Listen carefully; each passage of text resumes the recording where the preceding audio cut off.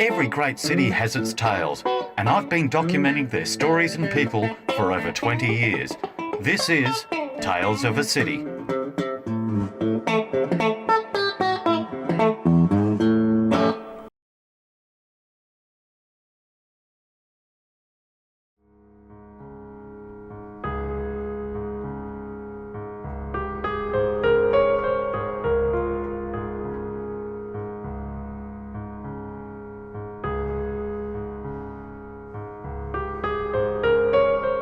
This tale, just like many other tales, begins with a once upon a time.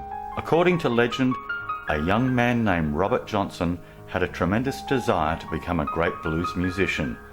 So he went to a deserted crossroad near Dockery Farms plantation at midnight to make a deal with the devil for unbound talent. Meet Mark Pedler. Mark has been diagnosed with cancer, and the prognosis is not good.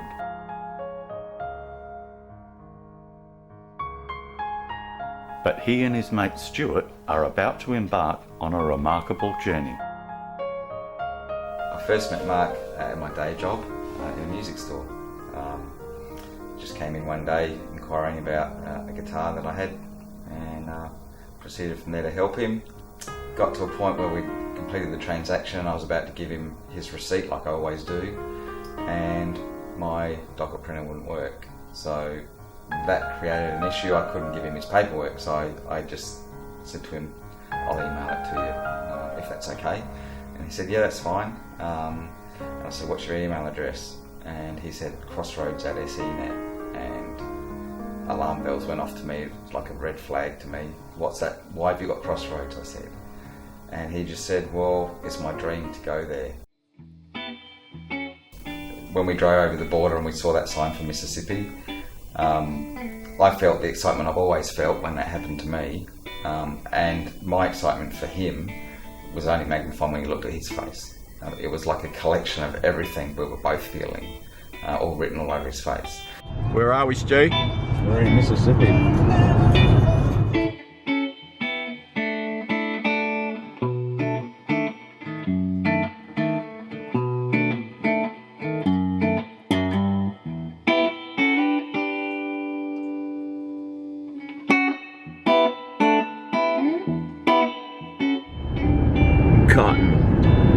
Cotton and more cotton.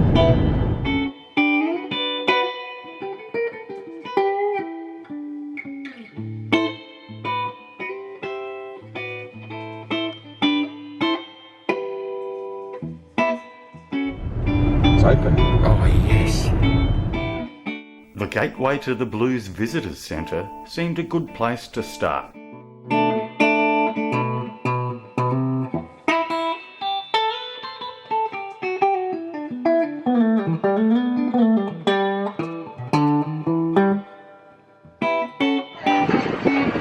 Good morning. Good, thank you. How are you? Where you are from? We're from Australia. Australia. Yeah, can't you tell we've got a camera in your face? Oh my God.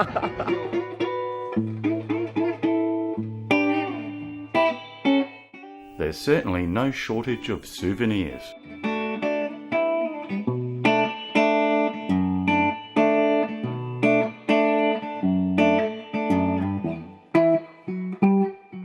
In Trump's America, the economic downturn has hit hardest in the southern states.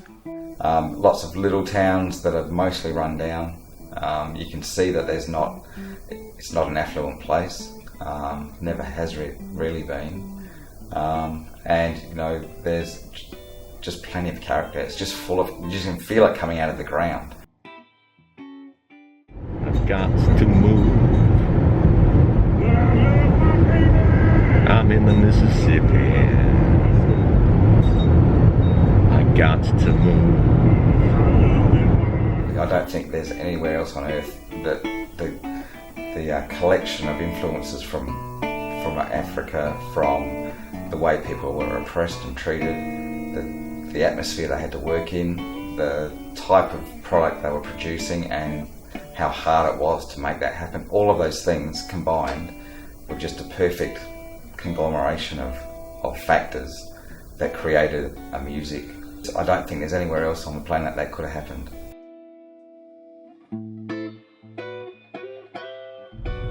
Okay, this is the outer limits of Clarksdale, Mississippi. This is where it all began. This is where I've been dreaming to be for a long, long time.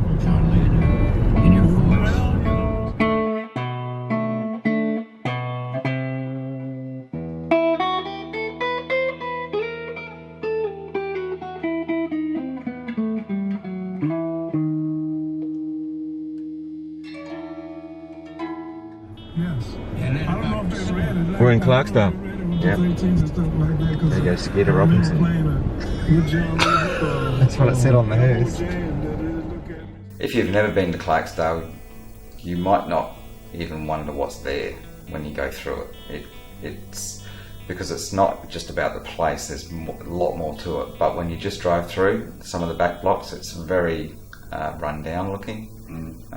You would assume that everybody is poor or got nothing. But there's a whole lot on offer, you just got to scratch the surface.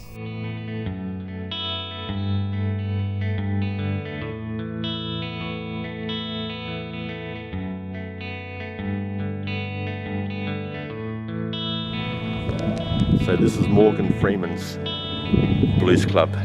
This is ground zero.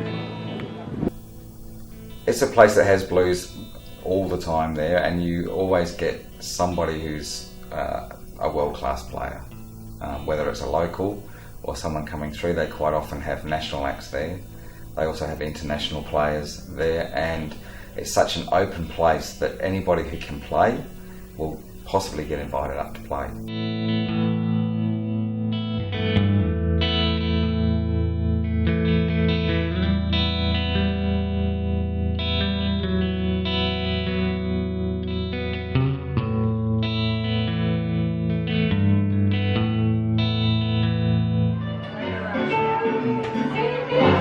Ground Zero Blues Club, we're here.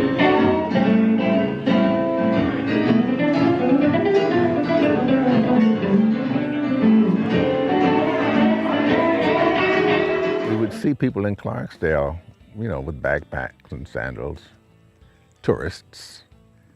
And the universal question generally was, where can we hear some blues? So that's when we decided to build a blues club. And it has done what we thought it would do. It caught on.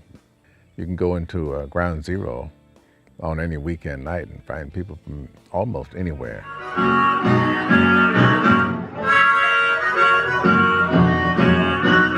I want a sweet potato pie and I want to ride down my mind. Oh yeah. I want a sweet potato pie and I want to ride down my mind. Oh yeah. Oh, how I savor the taste if I could only have a slice. Something's going on here and it ain't nice. Whoa. And it seems they train 'em young in Mississippi, if 12-year-old Andrew Sullivan is anything to go by. I feel I should never get a break. Not trying to fall, my back's up against the walls.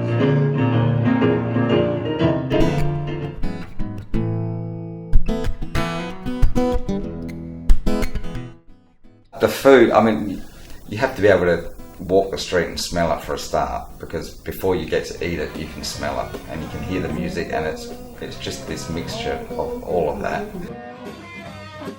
Well, the food is, they had to make do with what they had as far as food goes. The same as the music was basically invented there.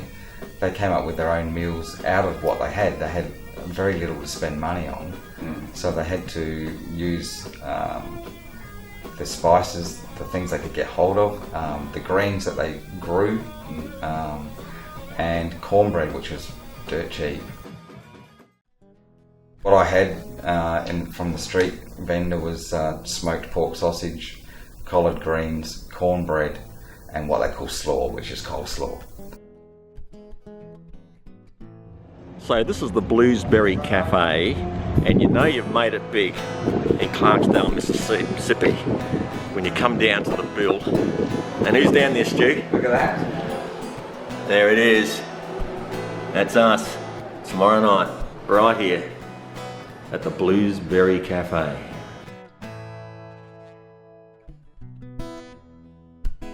It seems Mark is getting closer to his own personal crossroad. But in the meantime, Stuart's found a jam session. I was thinking, well, if I'm gonna walk in with a guitar case, I've got to put up or shut up. You know, you can't be a shrinking violet. If you're going to turn up to a plantation in Mississippi with your guitar, you have to be prepared to play.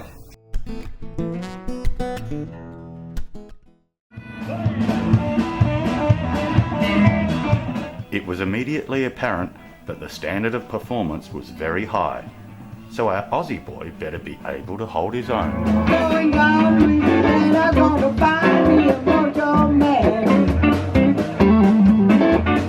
Going down Louisiana, gonna find me a mojo man. Gonna have all you need right here at my home man. Help me out, everybody. I got my mojo working. I got my mojo working. I got my mojo working. I got my mojo working. I got my mojo working, but it just don't work on you. Going down to Louisiana, gonna find me a mojo hat. Going down to Louisiana, gonna find me a mojo hat. Gonna have all you men right here at my command. I got a gypsy woman, give me advice. I got a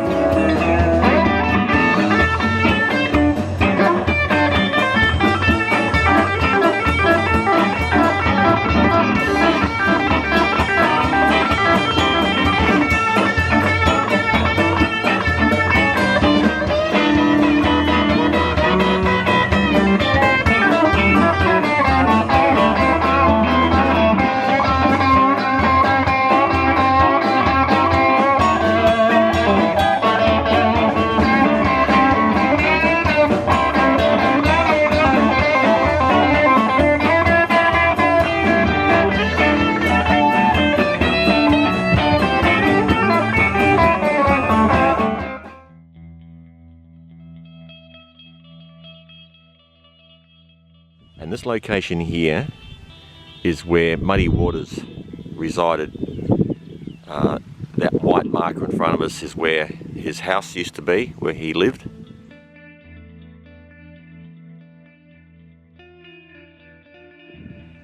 And over here is a tree where blues fans, Muddy Waters fans leave notes in the tree. But today I'm putting a guitar pick with my blood, as you can see there, a bit gory, but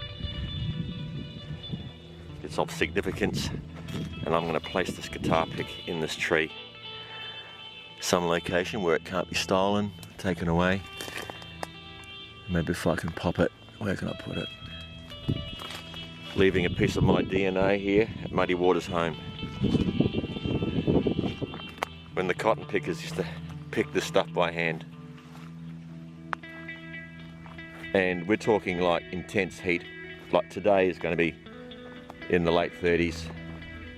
It would have been over 100 degrees when the cotton pickers had to pick all these buds, and you'd go out there and you'd be going, where do you start?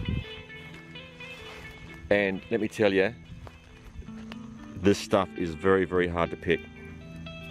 Extremely hard to pick. It's not a case of just doing that. You've got to, you've got to work it to get it off. And it's just like the cotton that you buy in the shops. It just feels just like it. Down here is a typical, probably a sharecropper's home.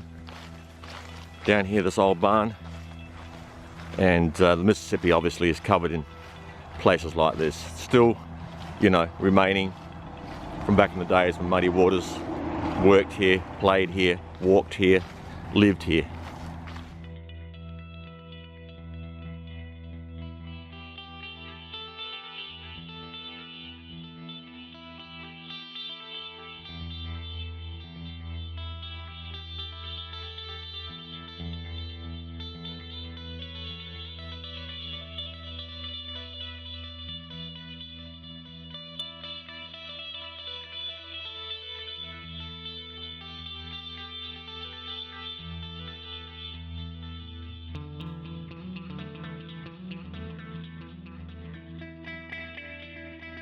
Mark had written a song about his impending trip, just to try and express some of what he was feeling about going.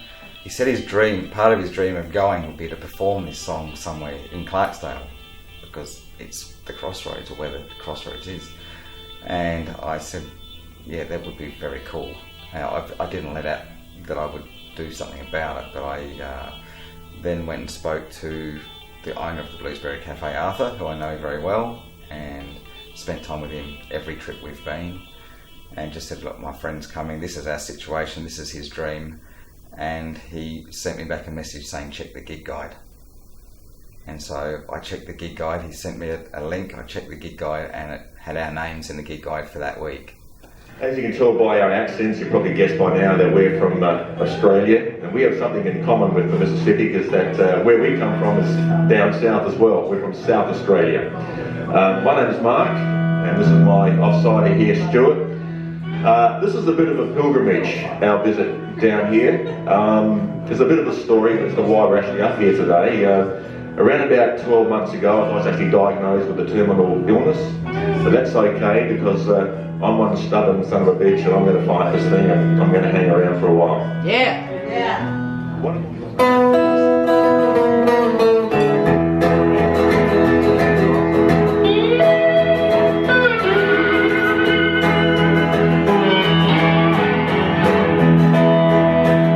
Mississippi Delta welcomes you as our guest. Southern hospitality, you'll find at its best. We know you're wondering why the water's so brown. It's the muddy Mississippi running through our town, but you can drink our water without any fear. For no one lives longer than the folks around here.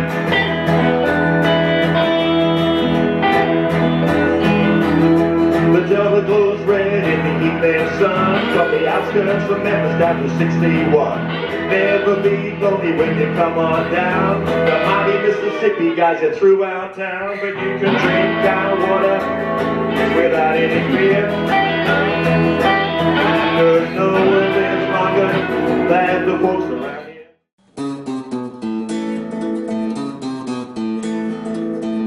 We're driving through Tupelo and in search of Elvis Presley's birthplace.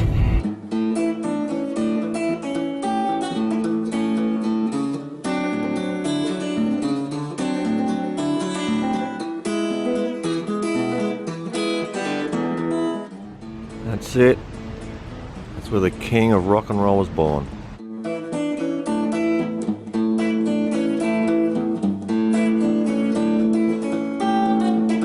It is really tiny, let me tell you. It's a really small place.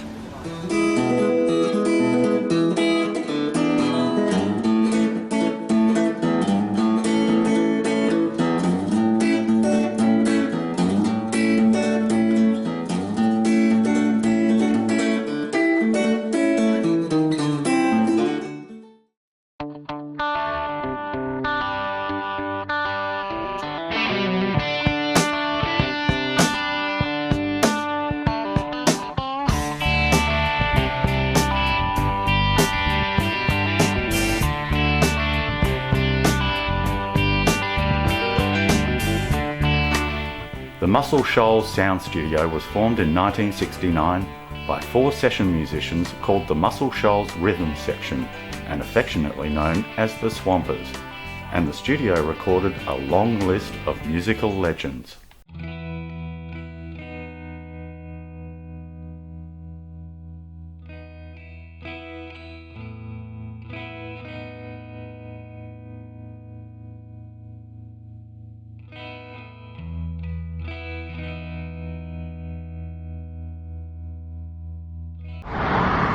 So here it is, the famous Muscle Shoals Sound Studios. This is where it all happened. This is it, and we're about to go in. This was where, you know, Rod Stewart's Sailing and I'll Take You There and Brown Sugar and Wild Horses and Kodachrome and Still Crazy and My Little Town. Yeah, just so many great Linda American songs. Take a Letter, Maria. Linda Ronstadt. Buddy, Would You Loan Me a Dime?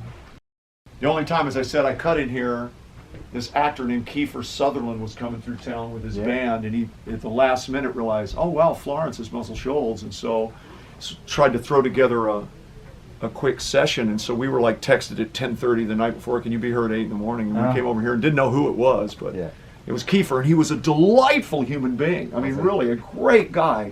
And, but I love this old discrete API little analog thing in here. This was in Chet Atkins' house apparently for 30 years, and he'd gotten it out of RCA-B, so Elvis is probably cut on this board, but I know Chet has. But they wanted something that was true to the era to come in here, and back in the day, you know, I mean, it went 8-track, then it went 16, of course this is 24, but Winwood and Toby Keith and I don't know, who else? A lot. That's good enough. Do a lot of Delbert. Yeah. It's better than I cut with Little Milton. We did a great duo album down there with Little Milton that I cut with Delbert and, gosh, Dave Alvin. Who else was on that date? Lucinda Williams. Just people like that. And we cut with Lucinda. See, the cops never raided it for drinking, but one time they hid in there because they had heard there was a dance going on. Oh, okay. And that was worse than bootlegging. There you go. Those of you that don't know, that is Jerry Wexler and Willie Nelson. That was taken in '73. Willie did his record here, Phases and Stages, came out in '74, and that was done with the Swampers. Jerry Wexler produced that. Now Jerry's got that beer in his hand, that draft beer, right? And so there's only one room he could have gotten that beer, and that was in here, the Hidden Lounge. So you got. Morning, brother. Good morning. How you feeling? Pretty good. Big day yesterday. It was an amazing day yesterday. Amazing day, that's for sure.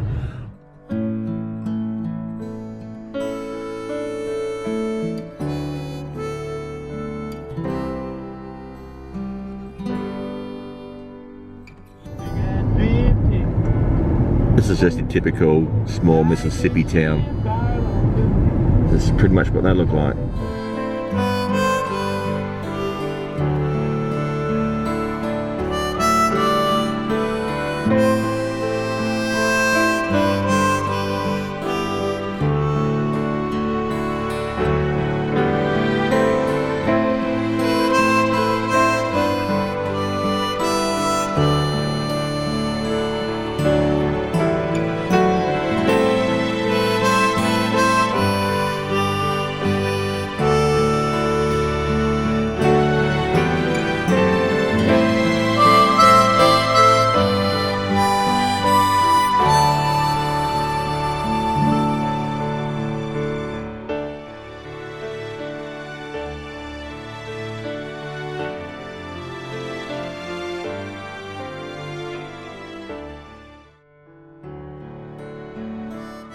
Walking into the gin itself, it does feel very intimidating really to think of the heat and the circumstances that people are working under, and this massive machinery.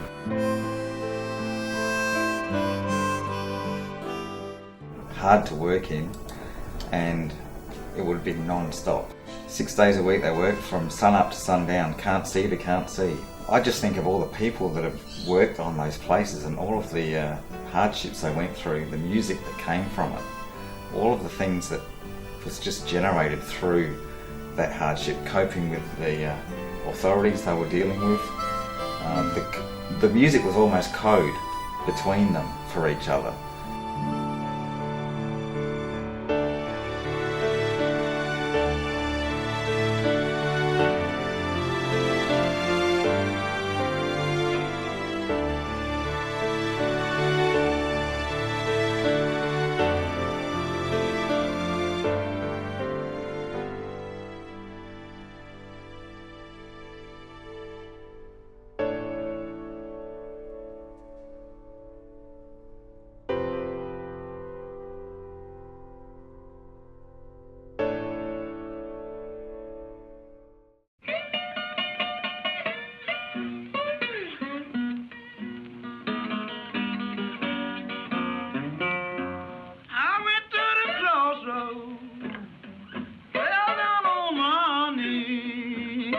This is called Church Street, and this is where the locations of the old juke joints and blues clubs used to be. I went to the crossroads, fell down on my knees.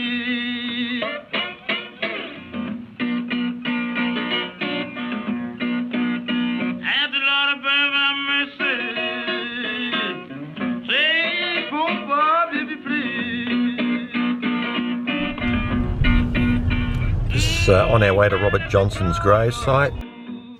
Driving through Greenwood is a very nice place actually, and it's such a contrast. You can drive one block and you can see virtual poverty, and then you drive around the corner and you drive down a street like this. Ain't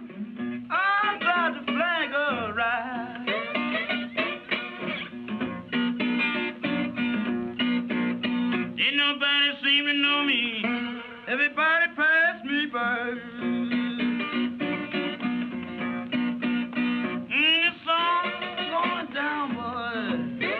Sun's gonna catch me here.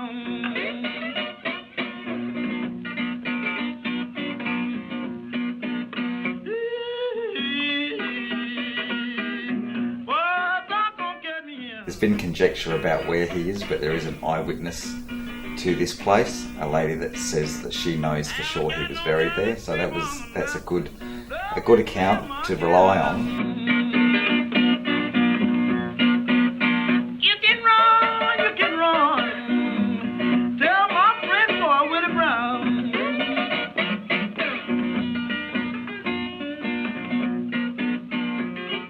Sacred ground for Mark. It's a place that he never ever for sure knew that he'd be able to go to. And to finally be there, to be standing there, for him was almost an out-of-body experience, really.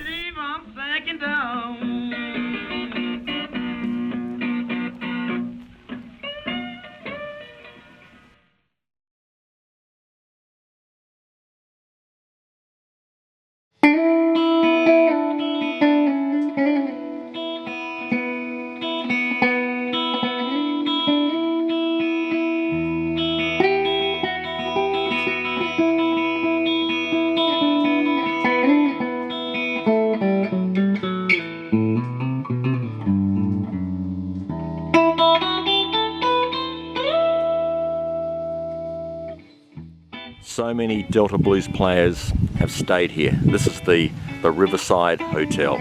Muddy Waters stayed here. Howlin' Wolf stayed here. John Lee Hooker stayed here. Unfortunately, the late great Bessie Smith passed away in this building.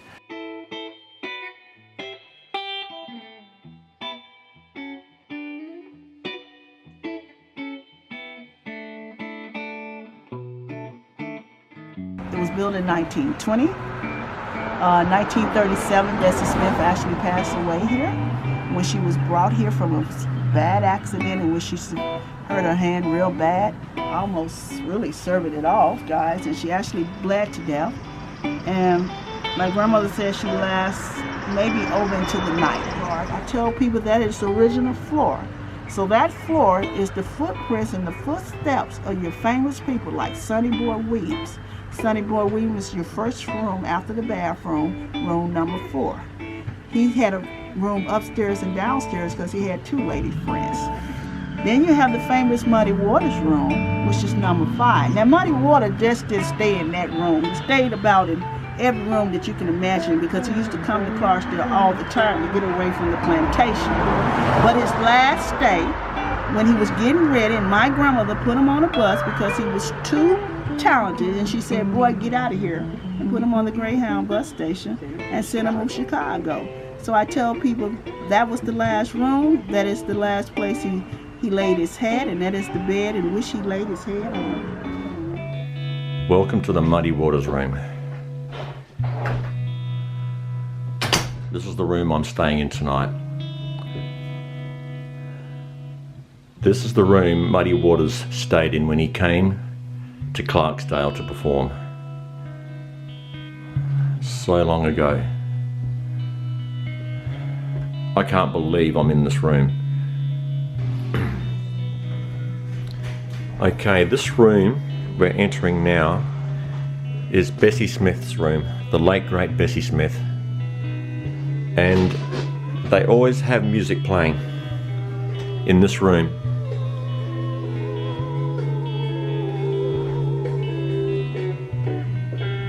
In honor of Bessie Smith. This is the bed where Bessie passed away.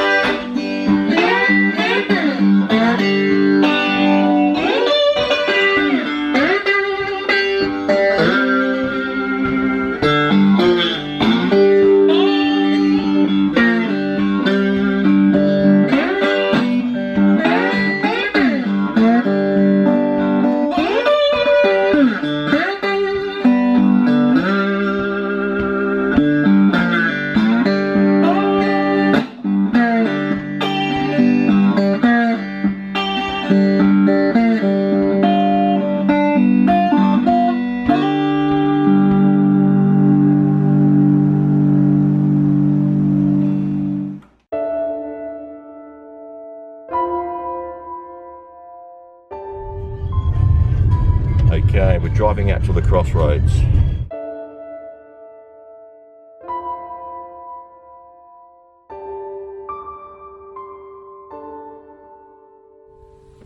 This is it.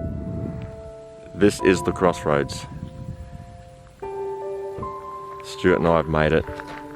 It was a bit of an effort getting here, but this is the location. As has been Mark's custom throughout the trip, he leaves a guitar pick with his DNA at the site that means so very much to him.